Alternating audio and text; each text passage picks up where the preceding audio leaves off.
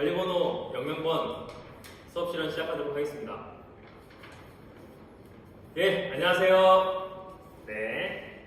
오늘도 한번 저희 구호 외치고 수업 시작하도록 해볼게요. 전자는 그렇죠, 미래다. 예, 우선 수업 시작하기 전에 지금 자리에 지금 수업에 관련 없는 물건 집어넣으시고 그 다음 교과서랑 필기도구, 노트 이렇게 해서 자리 정리하는 시간 가질게요. 그리고 오늘 페이지는 45쪽이니까 정리 다 된 분은 다 된 사람은 이제 오늘 배울 부분 보고 있어요. 선생님은 여기다가 학습 목표를 적어 놓을게요.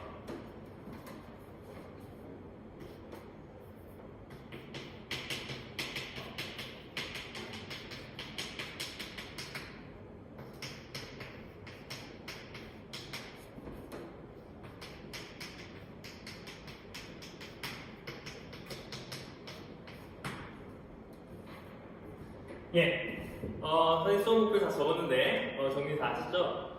그러면 오늘 학습 목표를 봅시다. 오늘은 땡땡과 땡땡의 각각의 차이점을 설명할 수 있다가 오늘 학습 목표입니다. 이 땡땡과 땡땡이 뭘까요?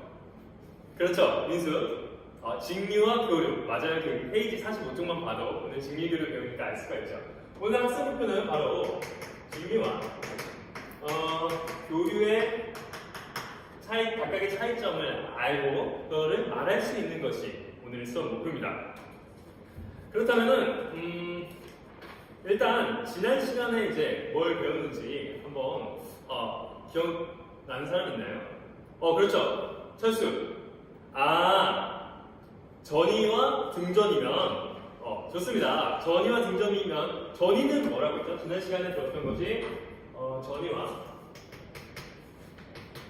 지난 시간에 배웠던 거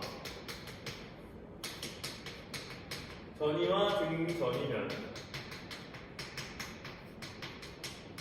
전이는 전기적 에너지라고 했죠. 여기서는 전기적 에너지고 그래서 그 전기적 에너지가 같은 것들이 그런 라인이 바로 등전이면이라고 했어요. 오늘은 직류와 교류입니다. 그래서 오늘 새로 나온 단원 오늘은 바로 직류와 교류예요. 류는 전류를 말해요. 전류. 저번 시간에 전화를 배웠으니까 이번 시간 전류를 배우는 건데 그러면 이 직류와 교류의 차이점이 뭘까? 그것이 오늘의 이제 단원의 목표인데 선생님이 한번 그래프를 그려볼게요. 교과서에는 있는 그림이긴 한데 한번 그래프를 보면은 첫 번째 직류 같은 경우는 어떤 모양이 나오죠? 그래프가 그래서 이렇게 직선이 되죠. 그래서 시간의 흐름에 따라서 이 전류의 크기가 일정한 것이 직류 그래프의 일반적인 모양이죠. 두 번째는 교류 같은 경우는 어떻게 되죠? 교류 같은 경우는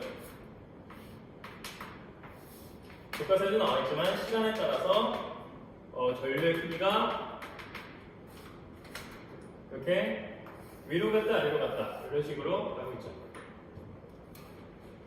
그러면 일정하고 바뀌는 게 교류, 일정한 게 직류 이렇게 생각할 수 있습니다. 여기서 질문을 드릴게요. 우리가 일반적으로 이제 전기를 옮길 때는 이 교류를 씁니다. 어제 선생님 다룬 PPT 자료를 보면은 이 전봇대에 있는 전선 이런 것도 전부 다 교류 전류가 흐르고 있어요. 그런데 이걸 한번 볼까요? 이 어댑터, 이 선생님이 쓰는 어댑터 여기 지금 자세히 보면은 5V 1A라고 써 있어요. 그러니까 5V 1A 일정한 전류가 계속 흐르고 있다는 거죠. 그럼 우리는 한번 생각해 볼 수가 있어요. 왜 저 전봇대에서는 교류를 보내주는데 이 어댑터를 굳이 직류를 바꿔서 이게 전기를 쓰는 걸까? 궁금하지 않으세요?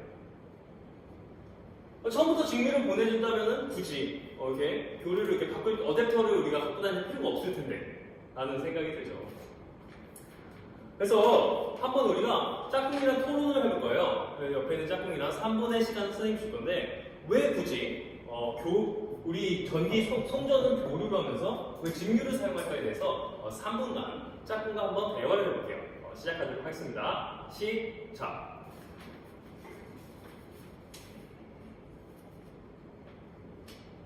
예, 3분이 지났습니다. 그러면은 한번 발표를 해볼까요? 그냥 자유롭게 이것은 정답을 맞추기보다는 여러분들의 자유로운 생각을 듣고 여러분들이 정말 이 학문에 대한 진실에 대해서 다가가는 시간이기 때문에 자유롭게 말해주면 좋을 것 같아요. 그래, 강호가 한번 말해볼까요? 강호가 손을 들었네요.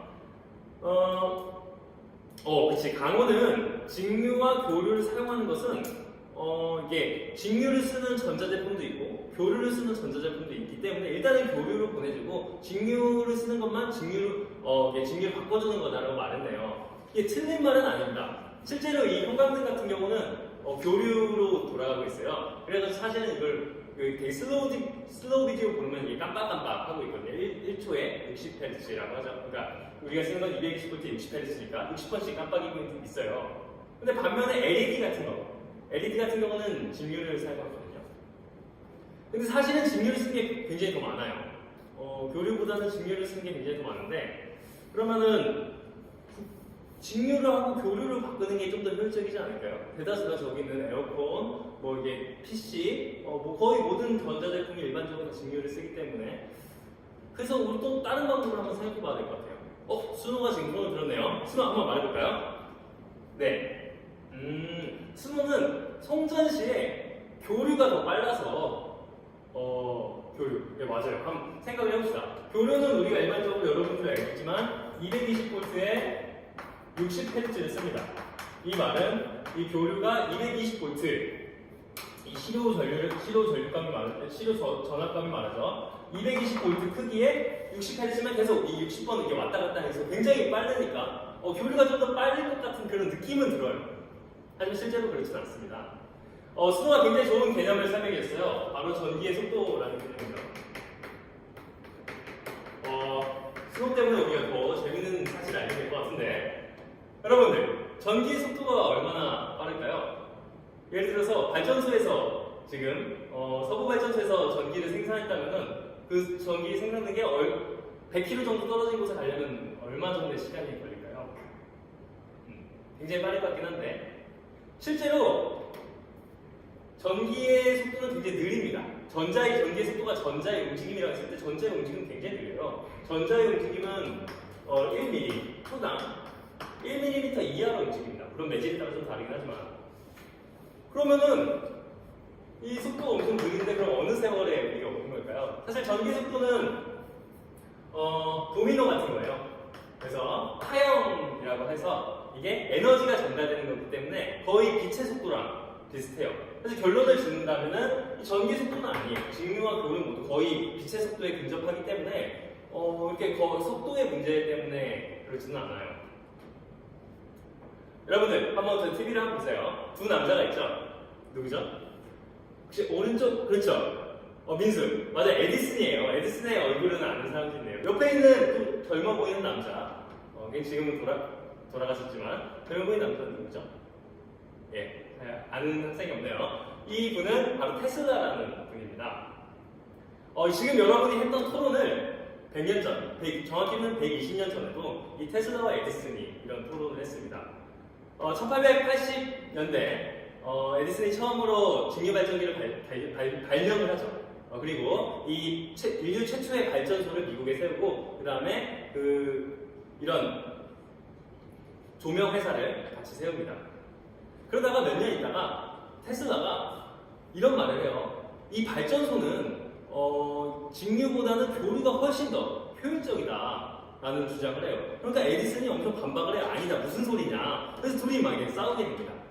그러다가 이 테슬라가 한 사업가를 설득해가지고 미국에 있는 나이가라 폭포에 인류 최초의 또 교류 발전소를 세워가지고 그것을 뉴욕에 처음으로 전기를 공급하게 됩니다. 그 이후 전 세계는 거의 교류 송전 방식을 택하게 되죠. 물론 이제 우리나라에도 한 3년 전인가 직류 방식을 했다가 다시 교류로 간 사례가 있지만 어쨌든 교류가 굉장히 효율적이라는 게 증명이 됐어요. 이 교류 방식이 송전에 있어서는 효율적이라는 게 증명이 됐어요. 그러면은 왜 효율적인가? 라고 했을 때 두 가지를 선생님이 설명해 주실 거예요. 두 가지 이유가 있는데 첫 번째는 바로 패러데이 법칙이에요.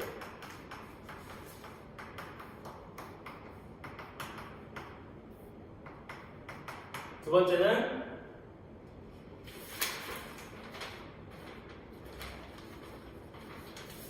전자유도. 이게 무슨 말이냐면은 이 패러데이 법칙은 전기 생산에 관련돼 있어요.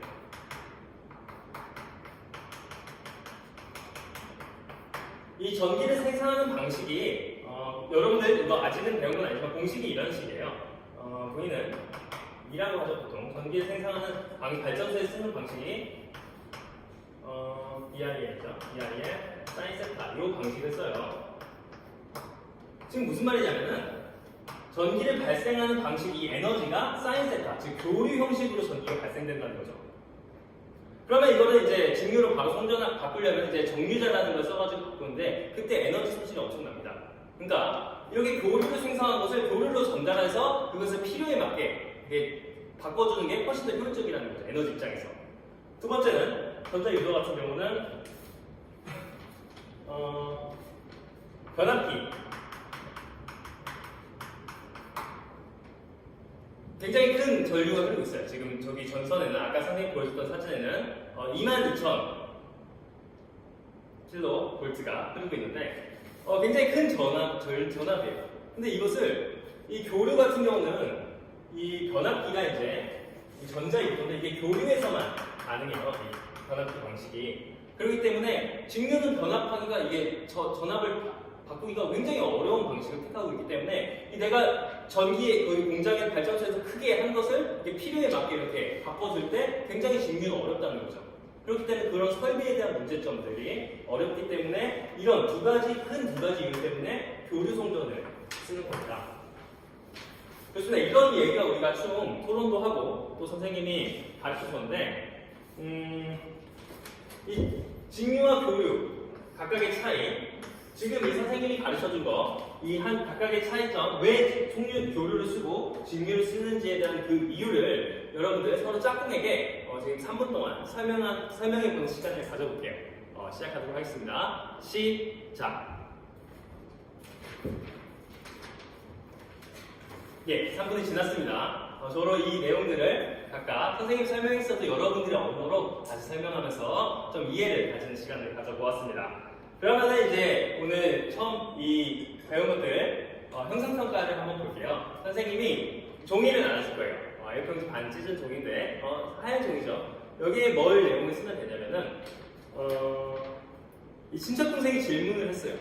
굉장히 친척동생이 과학을 좋아하는 친척동생이에요. 친척동생이 나는 없어요 라고 하면은 뭐 그냥 상상을 해고 그렇게 쓰면 될 것 같아요. 친척동생이 형 혹은 오빠, 이 직류와 교류를 왜 바꿔서 쓰는 걸까? 그러니까 왜 보낼 때는 교류를 하고 왜 우리는 직류를 바꿔서 쓰는 거야? 라고 질문했을 때 친척동생이 뭐라고 나는 대답을 할 건지 그 종이에다가 쓰시면 됩니다. 땡땡아 이렇게 시작해서 실제 이름을 적어도 좋아요. 그래서 적어서 선생님한테 제출하면은 선생님이 가서 한번 확인을 해볼게요. 여러분들이 잘 알고 있나 모르고 있나를 제출해 주시면 됩니다. 예, 여기까지 수업 시간 마치도록 하겠습니다. 이상입니다.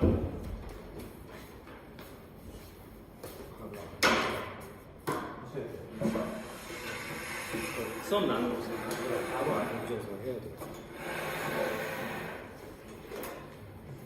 수업 나누는 게 10분인가?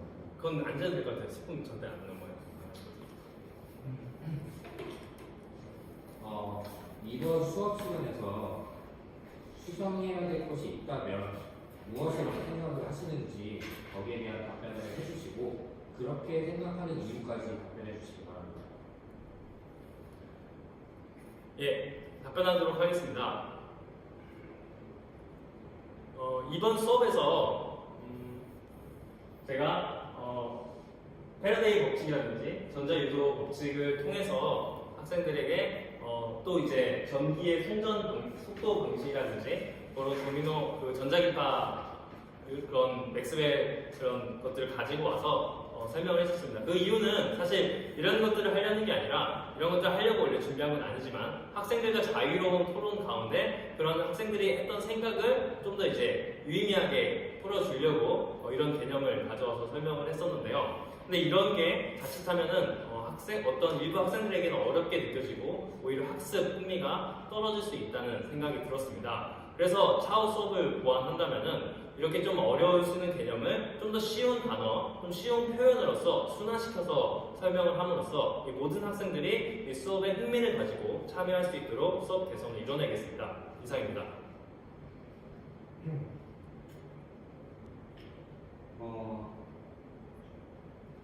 지금 이번 수업이 더 성공적이었다고 생각하는지 그 성공한 이유는 무엇인지 답변해 주시기 바랍니다. 예, 답변하겠습니다. 저는 성공적이었다고 생각합니다. 그 이유는 저는 동기부여로서 학생들에게 서로 이 직무와 교류, 이 차이점에 대해서 왜 쓰는지에 대해서 실제 우리가 교류를 생존을 해서 이 직무 어댑터로 하는 거에 대해서 의문을 가지게 실제적인 맥락 속에서 의문을 가지게 한 다음에 그것을 토론을 시켰습니다. 그런데 그 토론의 그 해답을 제가 직접 말해주지 않고 그 스토리텔링 기법을 사용해서 에디슨과 테슬라의 스토리텔링 기법을 사용해서 그런 식으로 학생들과 함께 문제를 풀어왔습니다. 이러한 수업 절차를 통해서 학생들이 현실과 유리되지 않고 현실의 맥락 속에서 교류와 직무를 사용하는 이유를 보다 알게 되고 그 정답을 제시하는 과정에서도 이 테슬라와 에디슨의 서로의 그 어떤 대립된 충돌이라는 그런 스토리가 머릿속에 각인이 되어서 오랫동안 기억할 수 있을 거라 생각을 하기 때문입니다. 이상입니다. 학생의 개개인의 정의적 능력을 예를 들면 도전의식, 성취 동기, 호기심, 자존감 높이기, 협동심, 책임 등을 고려하였는지에 대해서 여쭤보고 싶습니다. 예, 답변 드리도록 하겠습니다. 경기도교육청에서 지속적으로 강조하고 있는 게 바로 배움이 일어나는 수업, 성장이 있는 평가입니다. 저는 이런 것들을 실천하기 위해서 비록 이번 수업 방식은 강의식이었지만 일방적으로 강의를 하지 않고 제가 강의함과 더불어 학생들이 제가 강의한 내용을 그대로 서로에게 설명을 통해서 내 학습의 주체가 바로 나라는 인식을 갖게 하였고 또한 그 서로 토론하는 과정에서 서로 협동적으로 자기 의견을 효과적으로 표현하면서 서로 이제 협력을 통해서 유의미한 결론에 도달하는 것을 시도하였기 때문에 그렇게 말했던 그런 배움 중심 수업의 가치와 일맥상통한다고 생각합니다. 이상입니다. 감사합니다. 여기까지 하겠습니다.